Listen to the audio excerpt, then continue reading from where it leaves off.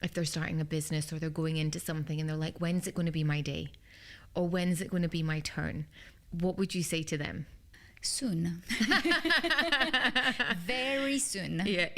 Don't give up. Very soon. Just be excited because it's happening very soon.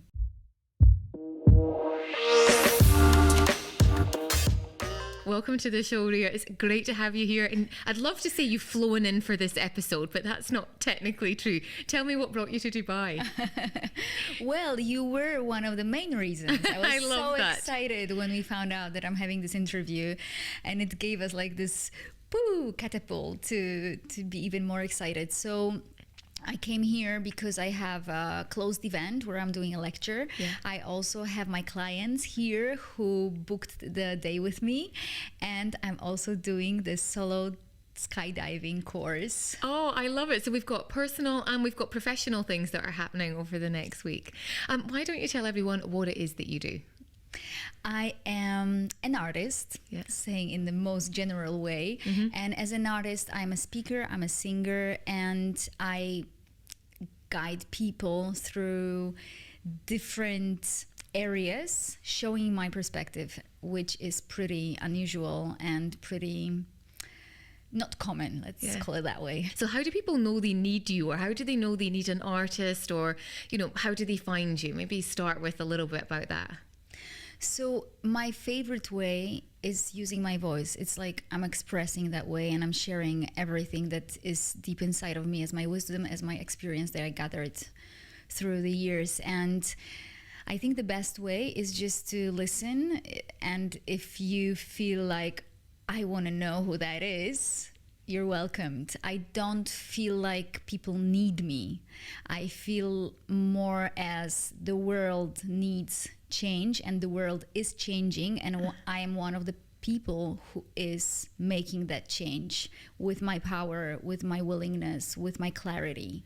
But it's not the need. It's more like exciting next level kind of life that you can create for yourself and for your beloved ones around you. So how did you get into this space? Because it's unique in the offerings that you have, which we're going to go into when we talk about the subconscious mind, meditation, tantra, everything with that.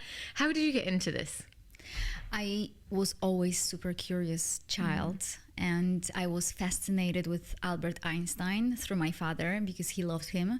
So he would be talking about the physics, and then from here to quantum physics and to the mind, to the subconscious mind. Then I was super excited and curious about how the mind works and how it creates all that, and why some people are this way and other people are this way. How come some of my dreams were coming true like this? I was like digging. And then on the other hand, I was really, as a child, I was really this, child that causes a lot of trouble. So like simultaneously I was very uncomfortable, and at the same time a lot of dreams were coming true. I was on the stage since I was 6. I was a little star, and I loved it. It's like, it's my place. So I was curious since always. But then I had a breakdown after I went into show business. I had a very dark episode when I had a clinical depression.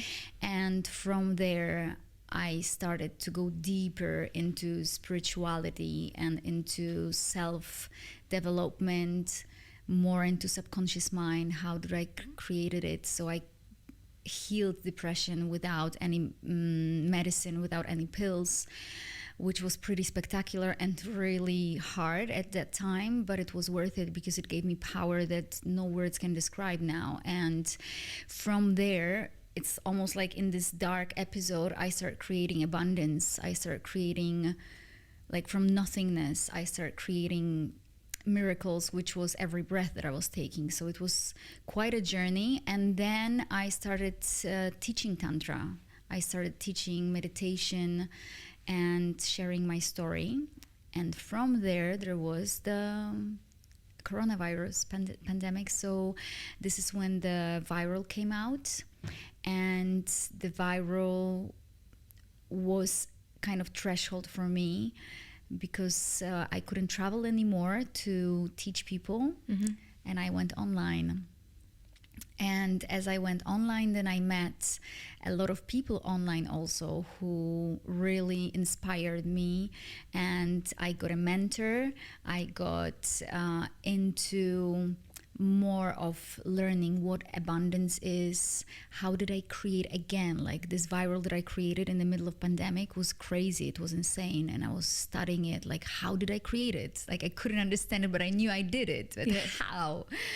So, because you wrote a poem, and was that right, in the middle of the pandemic? Yeah. And what, maybe explain a little bit about that for those that haven't maybe seen the viralness of this. So that was, we got stuck in Costa Rica with my patchwork family because I have my ex-husband, we have children, and we have partners. So we were in patchwork family. Patchwork. That's a nice, you know, they say blended families, but I've never heard patchwork families. It's a nice way to put it there. Like this patchwork. Yeah, nice. We are extended family. It's a lot of us there because now they have twins, so it's like 4 children and us. So it's a big family. And we got stuck in Costa Rica during pandemic.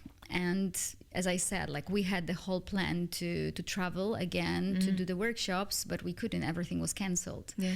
And every day, just being stuck in this jungle, I was just waking up, and one day I just wrote this poem, and it came to me through this whole fear that I felt. It was just the beginning of the huge announcement, like this is official, this is pandemic, and no one knows what's going to happen now. Like people are dying, everyone is terrified. It was like I could feel in the middle of this jungle, even though I was separated from my country, from the whole world, like I could feel the fear in the air.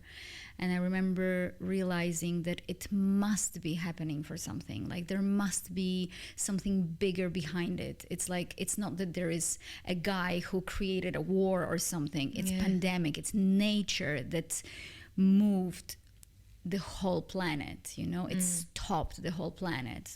It just blew my mind. And as I was sitting and realizing that, I wrote it, and it was called Thank You Coronavirus, and it was quoted by the biggest celebrities and people from self-development industry.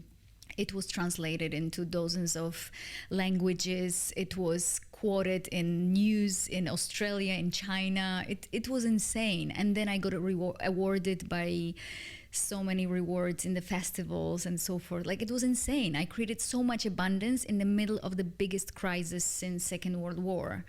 And my dream was coming true because I was heard. My voice was heard by the whole world. So that was pretty spectacular. So was that unintentional? As in, so writing the poem you didn't write it to become like viral and famous in that way, never.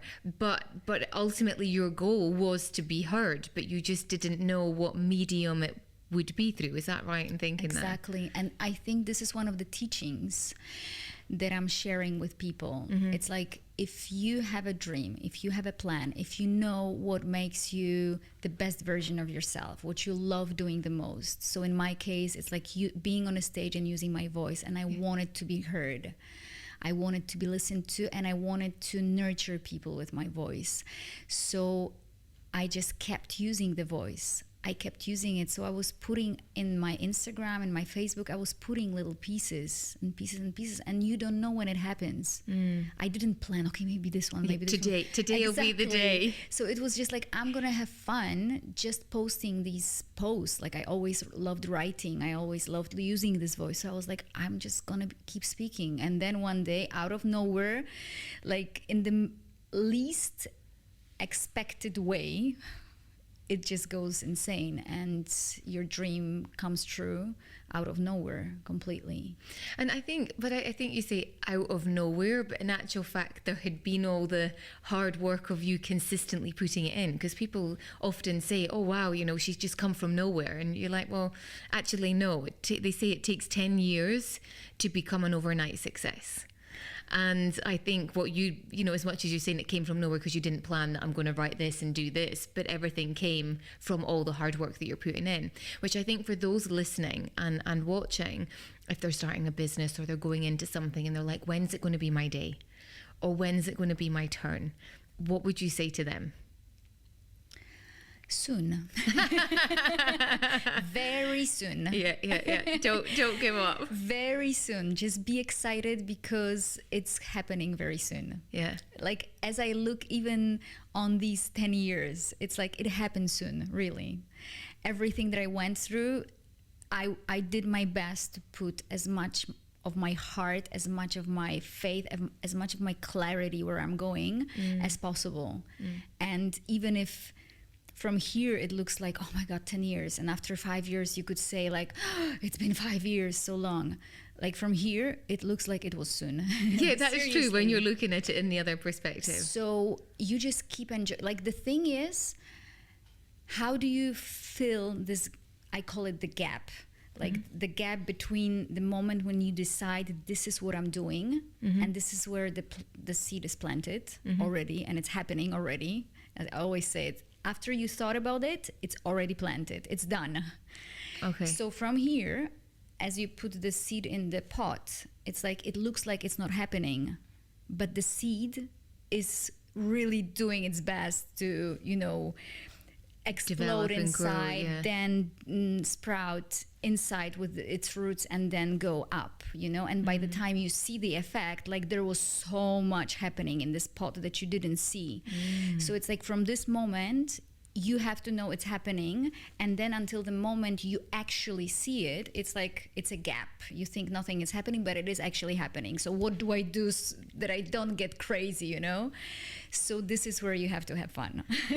And what would you say would be some of the things? Because I think there's a lot of information out there when it comes to sort of manifestation and how to do it, and it's, you know, repeating things every day in the mirror and owning it, or meditation, or but there's so many things. So what have been some of the things that you've done or that you would help your clients with that work, would you say? And I know that might be a very kind of broad answer and they need to hire you for the entire day, but there'll be some of the things, or masterclass or whatever, but there'll be some of the things that people can do that they're maybe not doing already to get to that point where the seed is sprouting.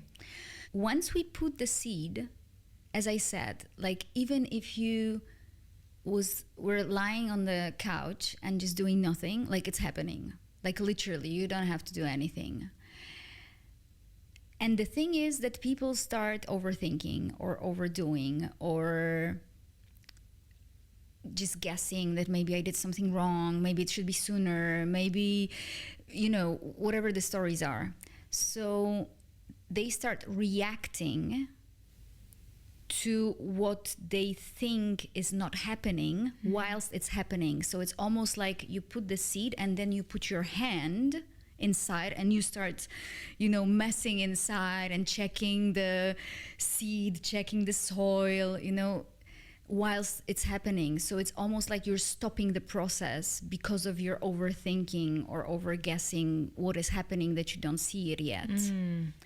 So the thing that is, I think, the most alive recently in my audience is reaction. So even if you don't see it, react as if you knew that it's happening. So you don't see the plant, but you pour the water. So you react as if you know that it's happening. And this is what creates the effect very spectacular and very fast. It makes it move quicker. It does, because I always say, like, no matter how much you resist, your dream is coming true anyway. Like, you can have all these blockades, all these beliefs, or whatever the stories are, and, you know, do this sabotage. You can do whatever you want. Your dream is coming true anyway. Your plans are coming to realization anyway, and you have to just surrender to that. The thing is that you can make it easier for you. You can make it more exciting. You can make it more fun. And that's the point. Like, it's almost like, you know, in the automatic car, you just have to take off the foot from the brake and it drives when it's on drive, right? Yeah. So we just have to, like, it's driving anyway. It's just, we just have to stop putting the brake all the time through overguessing, overthinking, and so forth. So it's driving. We just we need to allow that. I think about when I was a teenager, and I think I was a master manifester. Even more so than I am now. I feel like I'm pretty clear at manifesting things. But I feel like as a teenager, and what you're saying completely resonates, that I didn't overthink things when I was then. So I feel like everything that I kind of wanted happened. Whether it was to get the job that I wanted as a teenager, or go and move overseas at 18, or all of these things happened. I never doubted it. But it's funny, as we get older, we doubt things that they're going to happen. Or we get impatient. Or we get to our logical mind and into what's common, or into myths that are inside of us because of our parents or our environment. Beliefs, yes. Yeah. So the thing is to even change that belief. So, as in that I was a good manifester as a teenager. Exactly. Yeah. Like, here we are. This is what we're changing now. Like, you are a great manifester. Yeah, yeah. You're a brilliant one. You're a genius manifester. Yeah. And you're just getting better and better every day. And that is something that will like pour the water into your perception of everything, how you do it, how you create it, how much effort do you put, and how to make it effortless, actually. I love that word, effortless. I really love the word, because it's something that I've been aiming towards, as in what are the choices that we make? How do we make things more effortless in everything that we do, on a professional perspective, but also on a personal perspective? And then when we push less, I felt that, or we have less resistant, things happen more organically than the harshness of going, or even the masculineness, because I really think a little bit of that is more, we have to get it done, and we're going to go and do this, and then if it just, you let it be, it happens. Anyway, that's my journey so far. What's your thoughts on? I have chills when you say that. Really. Oh, really? Yeah, it's definitely the case. And this is where the whole energetic world and Tantra kicks in, because it's all about masculine and feminine, and how to dance between the doing and the being, the giving, the receiving, the action and the surrender. It's like this whole dance. How do we navigate it, especially as women? Especially that the planet is changing now. I feel that there was this time when women were repressed, like with, you know, their mission, their jobs, and so forth. Then it was like the other extreme, where the feminists and, you know, independent women, we can do it, I can buy myself flowers, and so forth, which is still, I think, not where we want to get. I think the next step is, like, I can buy myself flowers, but I adore receiving flowers from you. And then finding that, that's a nice way you put it, the dance. And I suppose when I was imagining it being quite a visual person, is when we start, most people, when they start dancing, they're not very good dancers. And it would be the same of, you know, balancing that masculine and feminine energy in that space, or how do we become better dancers with that process? And I guess it's something that just over time, the more you practice, the better you get at it.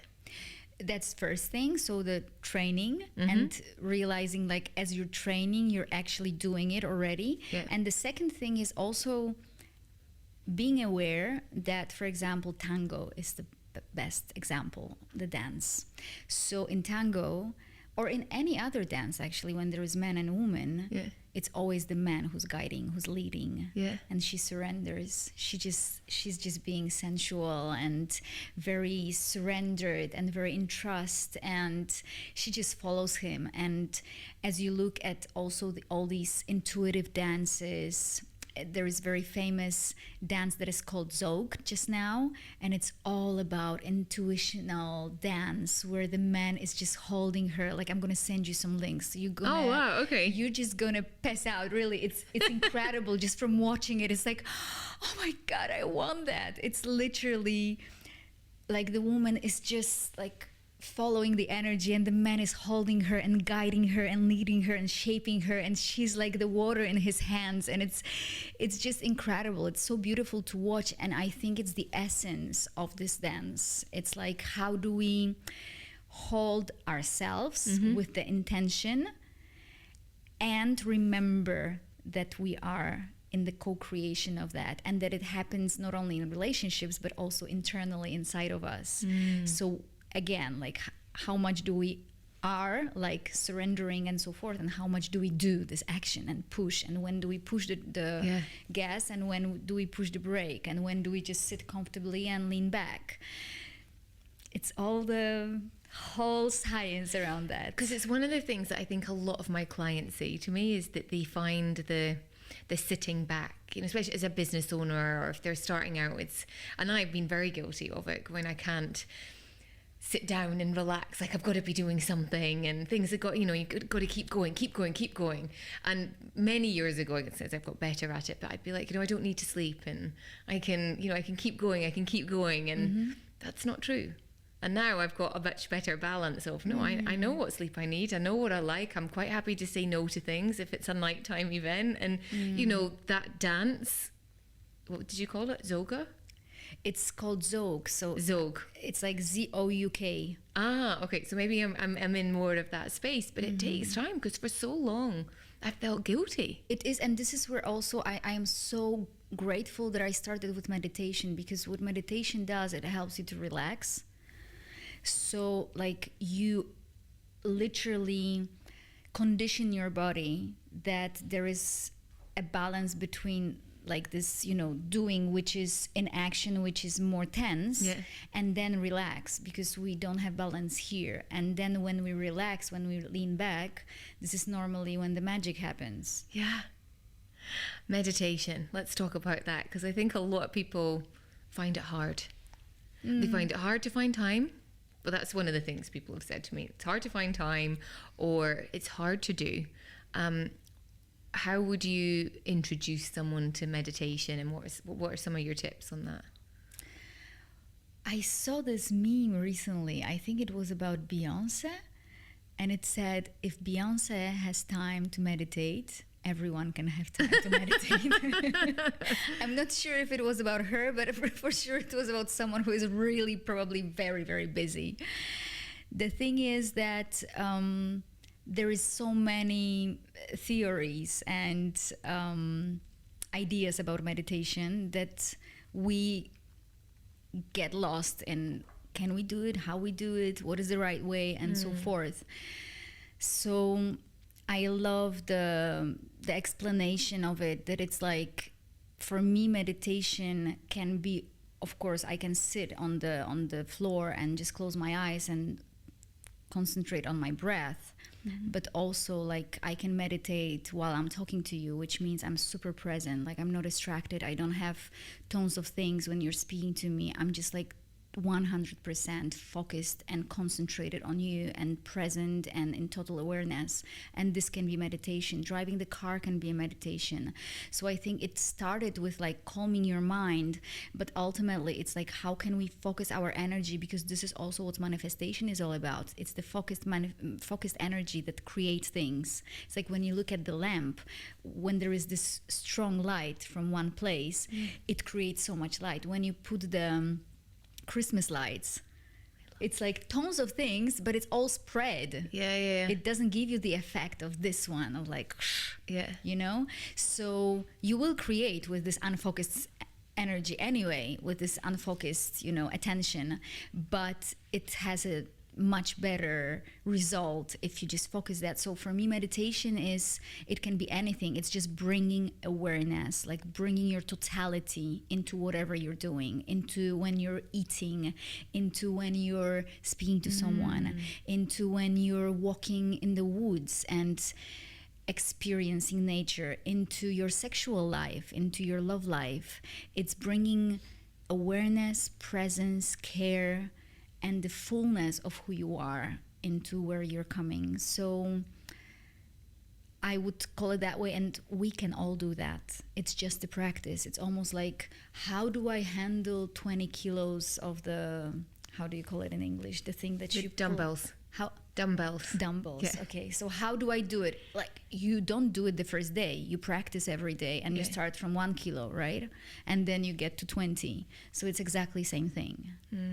It's so interesting, that aspect of going, that's a space that you need to be in, rather than going, I need to lie here for 10 minutes and it has to be 10 minutes for it to be meditation. And then you have to think about nothing. And then think about nothing. Which is the hardest thing ever. I remember it was when I first started, they're like, you have to think about nothing, and then when a thought comes in your head, make it go away. And I'm like, this is really hard.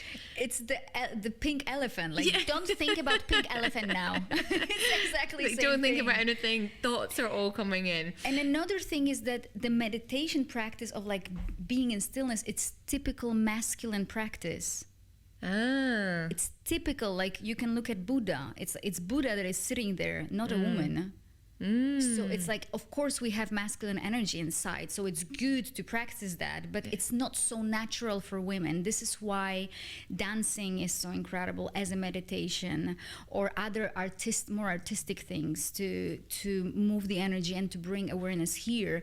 And another thing is that I actually find it useless not to think about anything, because in terms of manifestation, like I could use this time to, I call it code, like program my mind into something that I want, instead of waiting and praying that my mind just keeps being silent, and then anyway something comes in, and usually what comes in is our subconscious thoughts. So I prefer to use this moment of like, okay, I'm going to be still now, and I'm going to be programming now, like consciously programming. So this is where I have impact on my subconscious, and I'm going to use the words that are going to be planted in my subconscious. So then, like, use that time to think about things. Exactly. Water the plants. Exactly. And, So this is what I prefer, and this is how I created a tool that is called, you know how you have this to-do list? Yeah. So I have to think list. And I got so disciplined about what I'm thinking about. And this is where I'm overriding my subconscious, you know? At the top of your list of all the things that you say need to do, but they're the things you need to think about. Yeah. And it's just to think about, and then you get focused on. But it's a bit nicer way of thinking about things, or actioning things. I need to think about it rather than I have to do it. Exactly. So what you do is, for example, you have this email. Someone sends you an email and it triggered you, and it just caused you feel uncomfortable. And normally what happens when something triggers you, you just keep thinking about it, and you do it unconsciously, like you don't even realize. You just catch yourself that you keep thinking about it, and your stomach hurts, and you're just being tense and so forth. So what I do is I do the to-do list, and on the top of my list is like, okay, as I'm brushing my teeth, I'm going to be thinking about my, I don't know, Hawaiian wedding with my husband, with my future husband. Second thing, I'm gonna have a shower, and under this shower, I'm gonna be thinking about what will I do with my, I don't know, first $1 million. Then as I'm doing my breakfast and so forth, and then I find a gap, like 5 minutes, and this is when I'm gonna be thinking about this email, but I'm gonna put a timer on. So I have it structured, and I'm going to give myself 5 minutes to think about it, to open it, go through that, process that, and close it. And then it's done. And then I move to another subject on my to think list. This is spectacular. This is really spectacular. In terms of the results that you've seen for yourself, and is it something that your clients now implement as well? And my whole audience does it. It's like I recorded something that is called codes. It's also in English, actually. I recorded it in Polish and in English, and it's free for everyone. It's 12 codes. And there is a first code for abundance, for dreams, for relations, for love, for money, for creation. 12 codes. So people, and it's like, it's meant to be coding you. So people are sleeping as it's running. People are driving the car as it's running. So it's like planting in your subconscious. And I thought, because from the research, as I read, we need more or less 3 months to see the change. So we had results after a week, first results, like people earning money out of nowhere, like suddenly, or people suddenly from suffering of anxiety attacks, like 1 week disappearing after a few years. By doing this method. By doing the codes, of the coding. So it's like, it's my voice and the special music and the special words, and you just keep listening to it. You can focus on that, or you can just listen to it as you're doing something else. It's just that it's like you're soaking, like you're literally, your every cell is taking it in. And then it just, your subconscious mind starts to run it subconsciously instead of all these, past beliefs that we've had going. It's not going to work. I'm not good enough. They're going to hate me. They don't like me. All these, like, I hate this email. Why did it happen to me? Instead, it's like, you're free. And you just listen to my voice, like, you're free. You've always been free. And you can become free just now. You're free. You just keep repeating it. And it's so simple. And I call it coding, because we're coding the subconscious mind. Yeah. How did you get to the point that you were standing on stage? How did you grow your business? How did you get your first clients? Because I think there'll be people watching this going, I'd love to be like you. How do you get there? What are some of the tips that you did to build your business, build your personal brand that helped you become more noticeable? I think the first thing was that I found passion. Because I was on the stage since I was 6, so I was singing and dancing, so I was familiar with that. But then as I started also the self-development, which was 15 years ago, so it was pretty young, like it was pretty fresh. Just now it's very popular, but back then it was very fresh. I didn't know where it's guiding me. I thought I'm going to keep singing or doing things like that. But I was singing, and I started speaking because it wasn't enough for me to be just singing. And then when the whole pandemic started and I was stuck, I was like, how about just speaking to the camera? And what I did, I started doing live Instagram and Facebook live, and every week, every Monday, like no matter exactly. And I committed. I said, okay, I'm gonna be meeting you guys every Monday. I'm gonna call it. I remember it was called Abundant Mondays. And I'm going to meet you every single Monday, no matter what happens, no matter where on the planet I am, no matter what mood I am in. I'm going to be meeting you, and I'm going to be telling you what happened, what did I realize during the last week. And this is how it started. And then I realized that my most passionate subject is emotions. And this is how I created my first online course. It was emotions. It was all about emotions. And I had, I think, 4 people who bought it online during pandemic. And then I created another course after emotions. It was abundance. It was called abundance. So I was talking about abundance. And I think my main drive was how I could be talking about it for hours. It was the passion inside that I found. And I know that it sounds like woo a little bit, like find the passion. Okay, but what about money? It's like, it will create money. The more passion you find, it will create money, and it will create it more effortlessly than if you would be thinking, how do I make money? Maybe I will talk about abundance because it's so, fashionable now. So maybe this is good. It's like, this is much harder to create. So I think as I look back, I didn't realize that, but this is what really was the main fuel for me, this passion. And this is how I found, after a year since I started, I found my mentor, and she also guided me. Like, she is brilliant online. She's got online business. She's incredible. And I also learned so much from her. And it just started growing as crazy. Investing in yourself through other people so you can learn from them and keep growing in that space, which is something that's really important. Because you've built up to you're over 70,000 on Instagram. Is that your most popular platform, or? Yes, yes. And Facebook. I have different, also TikTok. So I have actually 3 platforms. Do you do YouTube? I have my music on YouTube, and I have codes on YouTube. Okay. But it's not something where I go live or put reels there. But that live, that going consistently every single week live, do you really think that was a game changer? It was totally a game changer. And do you still do it? I still do it. Really? I did it like my commitment was, and I finished, like internal commitment, I finished after 2 years. Wow. So for 2 years, I was doing it no matter what. Like I would be heartbroken and crying like that, but I would be sitting. Okay, guys, I've got this. I feel terrible, but I'm gonna talk to you. I'm gonna show you how I handle it, and like I would be doing it from really, as you look at it, it's the story of my life and these lives. So I was doing it no matter what happened. And then after 2 years, I felt like I'm going to do it when I feel. So now I feel like normally after 2 weeks, I'm like, I want to go live. So it's like I go live a lot. I love doing it. And you don't actually follow anyone on your social media. So you've got this huge following, but you don't follow anyone. What's the reason behind that? It's fresh, first of all. Yeah. I just did it, I don't know, a month ago. Okay. It was a huge process for me. Yeah. And there were two reasons. First reason was that I was getting distracted, like really distracted. Back to focus that you'd mentioned Exactly. earlier.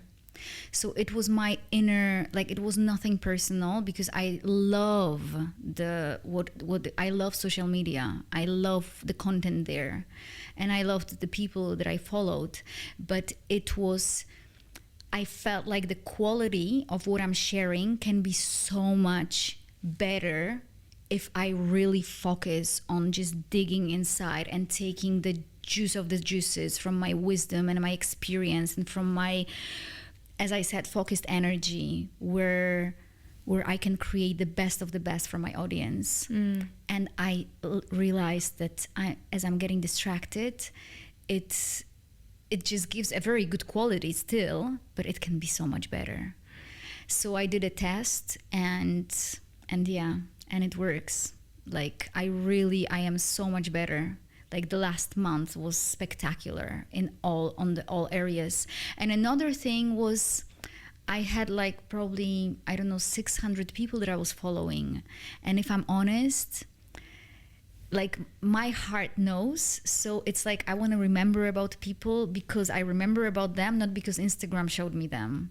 So I just visit people because I miss them, because I love them, because I want to, not because that's you. Oh, I wonder how you are. It's like it's more of a, like you say, it's a conscious thought that you're going to go and check out their page. Correct. Or look and see what they're up to, or reach out to them personally. Yeah. So it is experiment, and I'm in the middle of it. Yeah. I followed what I felt was right for me, and it feels right at the moment, and it can change. Yeah. I'm open to that.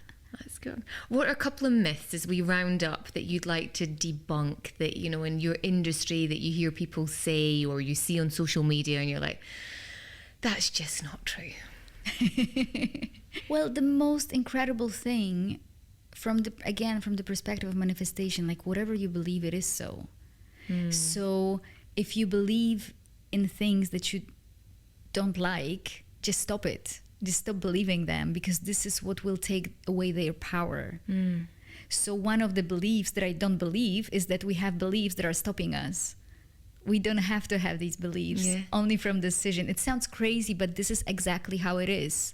It's almost like the example that we had before. Like you said, oh, I was better manifester when I was a teenager. It's like you can stop immediately. Like immediately you can claim, I'm a brilliant manifester now.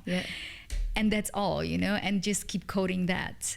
Then for sure, it goes further around everything, around money, around business, around sex, around relationships, around love, around wealth, politics, competition, everything. It's like with the coronavirus, we can look at the coronavirus as the most drastic thing, which it was, and we can find the other side of this event, which is, wow, we all stopped and we all got confronted and we all got transformed, whether we were aware of that or not, whether we wanted it or not. And we can still find kind of, I don't like the word humbleness, but kind of surrender, maybe that's better, surrender to what's happening, and from here decide, how do I react? Because if I react to this whole fear, with fear, I create more fear. If I react to the fear with like, I want to find peace in the midst of this fear, how do I find it? Maybe through seeing that there must be deeper sense in that, deeper meaning, this already makes me react in a different way. So the myths about that we don't have impact on our lives, or that there are certain things that we do have influence on and certain things we don't, it's also a myth. Like, we always have a choice.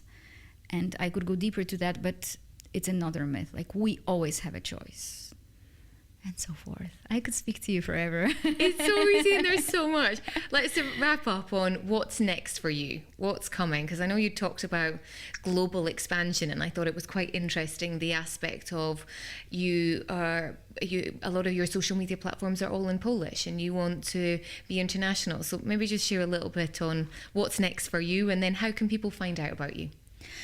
So what blows my mind is that from being me and being authentic and speaking how I perceive the world, people are getting happier, people are getting more abundant, have more money, have better sex, have better lives.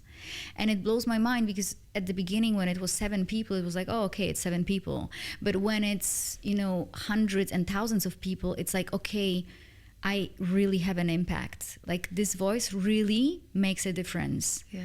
So there was one day that I dedicated my life to use this voice in the best possible way, taking as much responsibility as possible for what I'm saying and for what I'm creating in people, because I always knew that my voice has an impact, and I always knew that I have to wisely use it. But I didn't quite know how. I was thinking, like, how, when? And then, like, leaning back and realizing, like, just dig what are you passionate about? And I found it, and this made such a huge difference for my world, for the people in my world, for my family, for everyone. So it's almost like I feel it's my duty to keep speaking and to start speaking loud and go back to English language and to be heard, like, really internationally, really worldwide. Take responsibility for that, just like with the Thank You Coronavirus, which I can certainly say I'm ready now, which I wasn't back then so much. So my direction now is going international, shifting into English, and being available and letting people know I'm there. Yeah. Letting people know everything is possible. Letting people know I created impossible things which no one can believe. And I'm an evidence, and there are more evidences, and it creates a change on this planet for our children, for grandchildren, for next generations. And it makes sense. It's good. It's good for us. I love it. How can people find you? What's the best social platform to find you on? Instagram, TikTok, Facebook. Brilliant. Thank you so much for being part of this episode. You. Enjoy your time in Dubai. Thank you very much. And I just want to thank you because it's almost like this is a threshold for me. Like, this interview is like the first official one when I'm claiming going international. So I promise, like, to keep being in touch with you and watch this space. And then maybe in a year we come back and we will just look at what's been done for you and for me during this time. I love it. This moment here. So thank you. It's a date. It's a deal. Yeah, we made a deal. Thanks so much. Thank you so much.